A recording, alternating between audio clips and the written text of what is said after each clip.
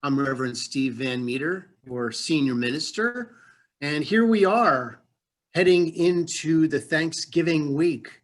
Wow, time is flying by.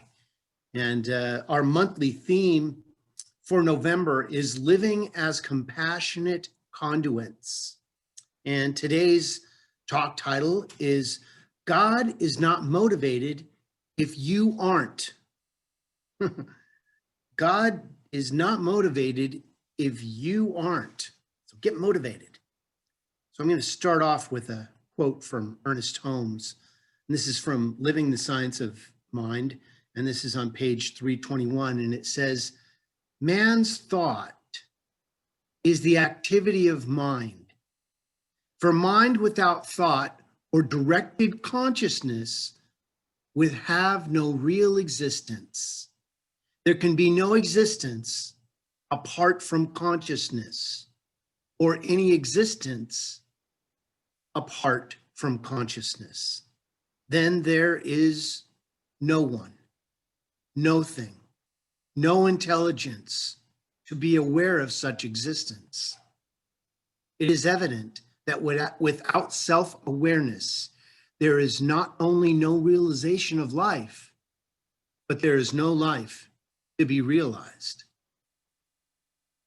In other words, until we set the law in motion with our own thoughts and our emotions, nothing is going to happen.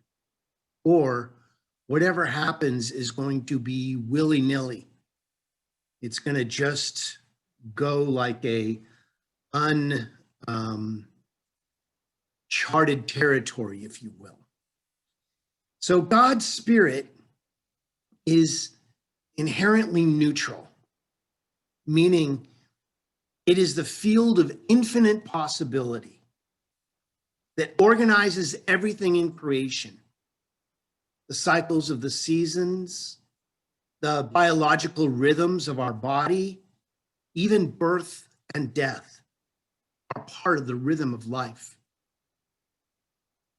It is pure awareness or consciousness, pure potential, which manifests all things.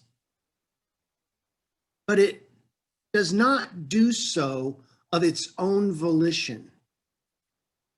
The process is set in motion by our thoughts, by our emotions, whether conscious or unconscious, individual or collective. See, God doesn't act until we do. See, God is already in motion, but we individualize it. Each one of us gets to choose. If God were to act before we show our intention, we wouldn't need to pray or decide anything, because God would just intervene automatically. And it just doesn't work that way. We must invite the power into our situation, and prayer is that invitation. Speaking our word speaks the word of the infinite into form. So be very careful what you say and how you say it. Think it, feel it, believe it. In order to create any sort of change in the world, we must first set an intention and then spend time every day sitting in the feeling of what we desire, either through prayer or meditation or envisioning. When you are in this place of faith and knowing, feelings of disbelief will begin to fade away, and wanting will be replaced by knowing that the desired outcome is already in existence. It is this conscious state that sets the law of manifestation into motion. Feelings always precede a demonstration. So we need to be clear, and we need to know that our thoughts become things. Thoughts do become things. That's what beliefs are, is a thought that has been thunk over and over again. Well, because this is the week of Thanksgiving, I want to point out a piece that gratitude plays within our prayer. Gratitude always multiplies our good. If we can be glad, even in the midst of our challenge, and I know that's challenging to do, but in the midst of our challenge, if we can find some way to know that this too is good, this too is God, and I demand to see the blessing in this, something happens. Something beautiful is magnetically attracted into our experience. When we are grateful for what we have in our lives right now, it tells the universe that we are open to receive more of that good and sets the wheels of creation in motion.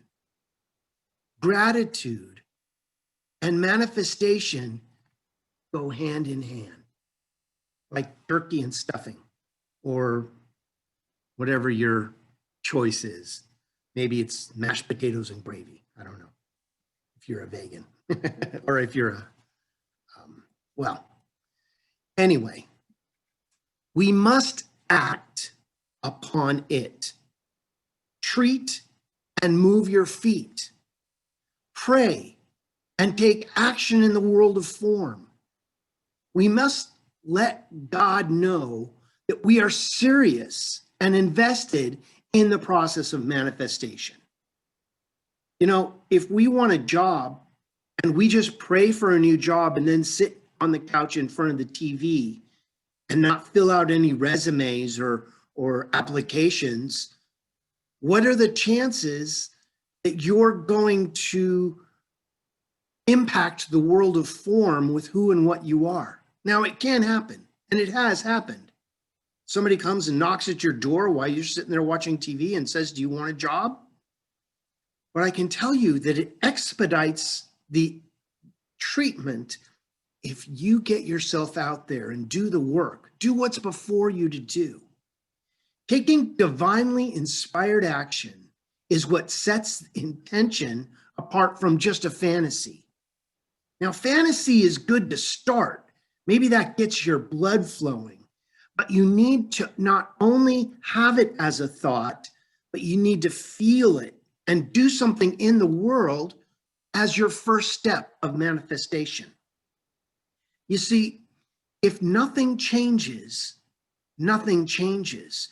But if something changes, everything changes. What would life look like or feel like if you already had the things you want? Now, I use the word want. I want to be very careful how I use that. If you have the want of money and all of a sudden bills start coming in, that is the universe demonstrating perfectly the want of money for you. Do you get that subtle difference? If you want more love in your life and you just sit around being upset about something and not generating love, see, it always fulfills exactly what we want. You need to change that want from a want to a I am that. I choose to be, do, and have that. Like I always say, a good practitioner treats from their demonstration, not to it. To it denotes separation. From it denotes oneness and wholeness. What if you knew that you could not fail? What would you try to do if you knew that you couldn't fail at whatever you tried? Live as if the desired outcome was already so. Follow your inner guidance, the voice of the divine within you as you make decisions, and do what you feel inspired to do, in spirit to do, each step of the way. When we are following Spirit's guidance, it should feel effortless and fun. If you feel resistance, maybe there's another path for you to take. Be like water. Take the path of least resistance. It gets to its own level, and then it spills over where it's at its lowest point. Now, this doesn't mean that you shouldn't work for what you choose to be, do, and have. It means we're guided by Spirit, and we need to resist not error. Learn and move on. Resist not evil. Learn from our challenges and take inspired action to move in a different direction. If something isn't working out, it usually means there's another path that we can take. And we need to just be open to that. Maybe there's another phone call we need to make. Maybe there's another avenue by which we can find the good that we are being inspired to look for. It means that we are guided by Spirit. Intention is the starting point of everything. That takes place in the universe, no matter how big or small. Every intention we set in the mind of the oneness itself. So you can harness the divine power within you, which is in the birthright of every person. There is nobody who is not in this field of all opportunity. But we must know that we're in the field, place ourselves in the field by doing our treatment work, by doing our meditative work, by doing our visioning work, by keeping our eye on Spirit. You see, if we can keep our eye on what we believe the creative genius of the universe is and release whatever challenges we're walking through, the infinite will take care of it. But when we try to figure it out and we try to overthink it, we muddy the water. We get in the way. So here are 4 steps that you can take to kind of kickstart this process for yourself. Number 1, center yourself in a quiet place within. There is a field where all possibility lies. Go there, and I will meet you there. Number 2, set intentions for that which you wish to manifest in this world of form. Set an intention. You must choose. You must make a choice. You must decide. And for a long time, I didn't decide on anything because I was so afraid to make the wrong decision. So I just didn't choose. And what did I get? Nada. But once I realized that if I chose something and it wasn't right, it would be shown to me that it wasn't right, and then I could choose again. Choose again. That's number 2, set an intention. Number 3, don't outline. Don't try to tell Spirit how it's supposed to happen.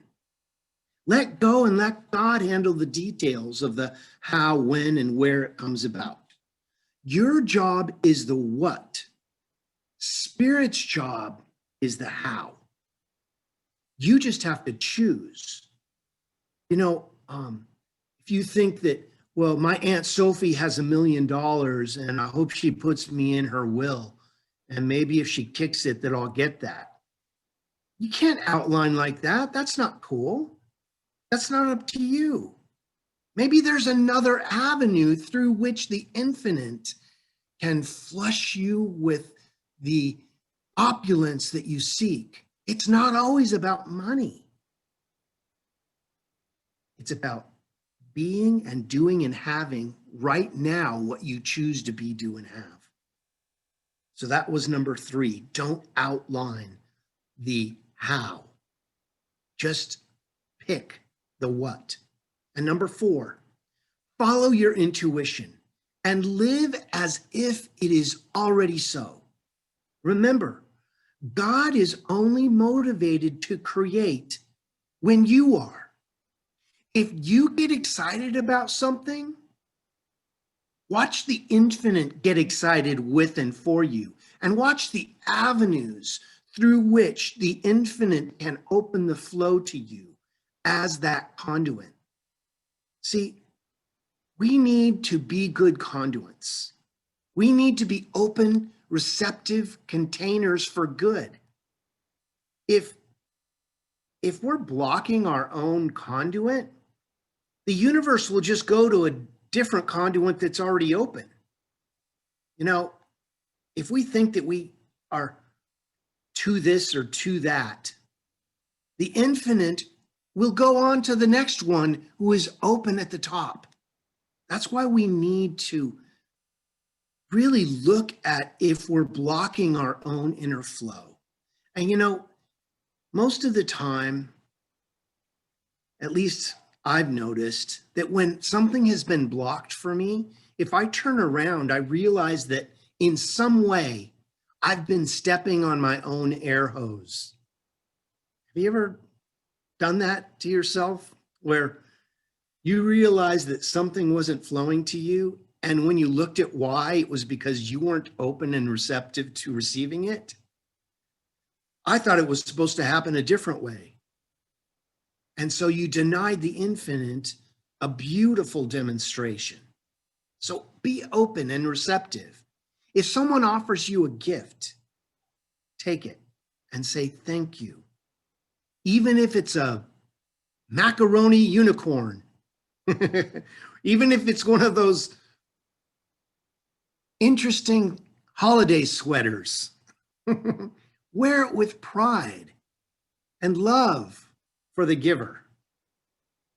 So in The Science of Mind, page 305, Ernest Holmes says, the responsibility of setting the law in motion is ours.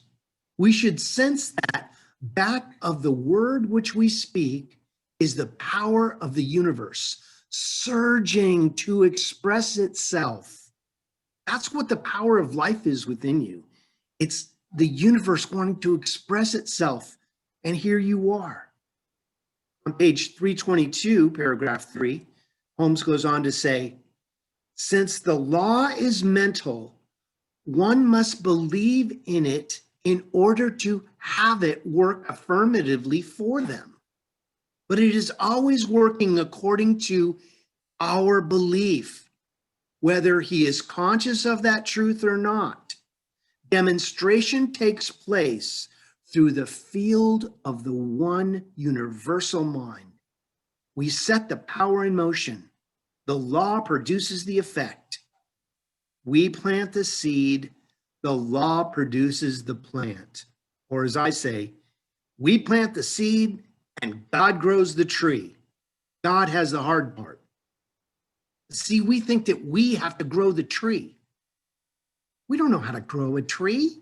I mean, we know how to pick out the right stuff and put it in the ground and make sure the ground is fertile, but we don't tell the tree, okay, grow. You're going to grow now. It does that naturally. Mind in its subjective state is universal. Mind in its subjective state cannot act until it is set in motion by mind in a conscious state. Therefore, universal subjective mind is a doer and not a self-conscious knower. It knows how to do it, but it does not have any conscious knowledge that it is doing. Man calls it forth into expression. That's why we're here. So in conclusion, I want to leave you with some one-liners from some very powerful people. This is from a Hopi elder. We are the ones we've been waiting for. This is Socrates. To move the world, we must first move ourselves. And of course, Gandhi. Be the change you wish to seek in the world. And one of my favorites by Dr. Ernest Holmes, what you're looking for, you are looking with. We already are it. You know, we look for flowers out in the world and we step over the daisies that are on our front porch. You know, we have it already, but we need to become aware of what we are. And so it is. Amen. Well, thank you for joining us. And I'd like to lead you in a prayer. So I'd like to just ask you to close your eyes if that's comfortable for you, or take a soft focus on something out the window, but let's go within and follow our teaching and remember who we are. So I just invite you to bring to the forefront of your consciousness of what you choose to believe the power of creation is to you. Call it God or Christ consciousness or Jesus the Christ or Great Spirit or source energy, whatever you want to call it. That's your business. But I think we can agree that there is a power that is moving and animating all that is. It is beating our heart. It is breathing our body. And each one of us is a divine emanation, unified with that field of all opportunity. We are truly in the place of the divine. And as we move into that energy of divine demonstration, I speak a word of divine motivation, knowing that each one of us has been put here, has been demonstrated by that power that created us for specific reasons. I may not know what those reasons are for you, but I know the infinite does. And as we activate that infinite energy of motivation within each of us, we are moved to the right places. We attract the right connections. We are flushed with the right ideas and the right energy to do what we have come here to be, do, and have. I speak a word of healing, of revealing the truth in every situation for those who choose to know the truth, and even for those who choose not to. I know that when they are ready, the infinite awaits their recognition and abounds into manifestation the moment we change our mind, the moment we think differently, the moment we choose to remember who we are. Is all it takes to activate that power of manifestation in our lives. I know that healing is happening right now for all the frontline workers, for all the people who rush in to assist those that need help. I know that there is a power bigger than any virus or so-called illness that is revealing itself in each situation that allows us to know what we are walking through this to know. I know it is challenging, but I know that God is in the center of all healing, and I activate that right here and right now, knowing that something is shifting, something is changing, healing is happening. So I just give great thanks for that healing right here and right now, for the motivation that we have that fills us to move in a certain way, to think differently, to call in healing, to fall into our prayers. How grateful I am for this teaching, for the divine itself, for giving of itself in each one of us and giving us the ability to know, to act upon, and to love at depth. And as that love moves through every situation, I simply release this into that living, loving law of mind where I know with all my heart and soul, something wonderful is happening. A divine demonstration is happening right here and right now. Healing is happening right here and right now. And I give great thanks for that. As we turn our mind away from the challenge, we turn into God. We literally turn into God. We're not all that God is, but every cell of our being is God when we act the part.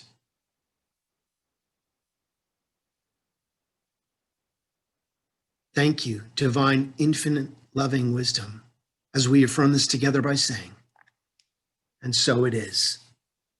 Amen. Wow. Well, thank you all for being here this morning. It's time for our offertory. And I'd just like to, once again, thank everyone from giving so generously to our center. It's been challenging for a lot of small businesses. And that's what we are. We're a small business with a grand idea. And it's because of your generosity that we continue to have our center, to do these Sunday services.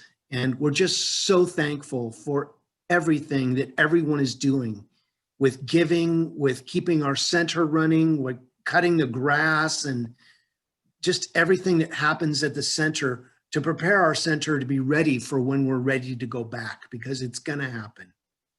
So I just want to thank everyone, and let's find our donate button and click it, or however you choose to do it. That's on you if you want to write a check and send it in. But it's time for our offertory blessing, and it goes something like this. I am so grateful for the abundance in my life right now, and I share it with joy. Once again, I am so grateful for the abundance in my life right now, and I share it with joy.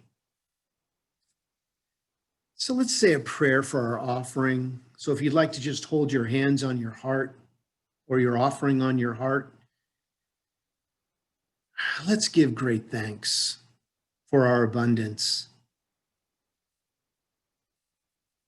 I know that these tithes and gifts have been collected from the overflow of the spiritual energy of the universe. They do good work in the world and are put back into this community in a way that makes sense, that allows this center to be open, operating, and healing. I give great thanks for the gifts in advance, knowing that something wonderful is happening to the receiver and the giver. We are so blessed, and we take full advantage of that blessing by blessing others in everything we do, as we affirm this together by saying, and so it is. Amen.